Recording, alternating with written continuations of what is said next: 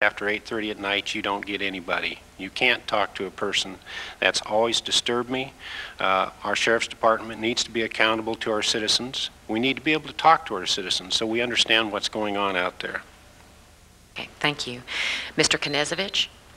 There are several things that we need to work on as far as law enforcement in this community. Crime Check is one of them. That's why I've developed a partnership with the Board of County Commissioners, the Spokane Valley City Council, and I sit on the 911 board. I've met with the 911 board, and even now the city police are starting to look at bringing Crime Check back. It is a very vital part of the community. But we also have issues with the Domestic Violence Consortium, where we need to find funds to make sure that that area of law enforcement is funded and we take care of the victims of that crime.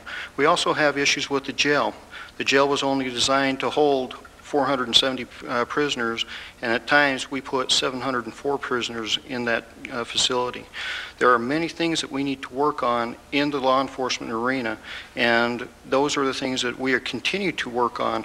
As I noted before, we have already dealt with crimes in our neighborhoods, sex offenders, gangs, and we continue to deal with these other aspects. Thank you. Mr. Flavelle, would you like to respond to that? Yes, I would. I have a challenge to the sheriff. I said that if I'm blessed and I'm elected to be your next sheriff, I would have Crime Check or its equivalent up and operational within 30 days. And I have the resources, I have the talent to make that happen. Thank you. Knezovich? It's easy to make easy campaign promises when you're running an election, but the reality is we spend $750,000 on Crime Check at this point.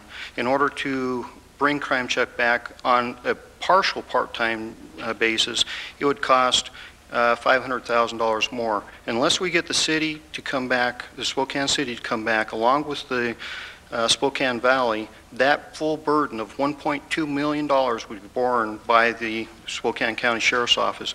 And I can tell you that the budget I have will not support that. Okay, thank you. The third question will begin with Mr. Knezovich.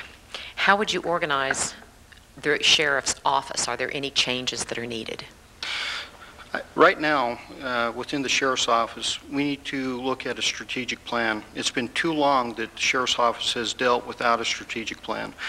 We have, in the last 6 months, identified areas that we are weak, and we have worked on strengthening those. Again, crimes in our neighborhoods, sex offenders, gangs, Crime Check, the jail, and the organization of the Sheriff's Office depends on our ability for information. The best place to get that information is through the citizens.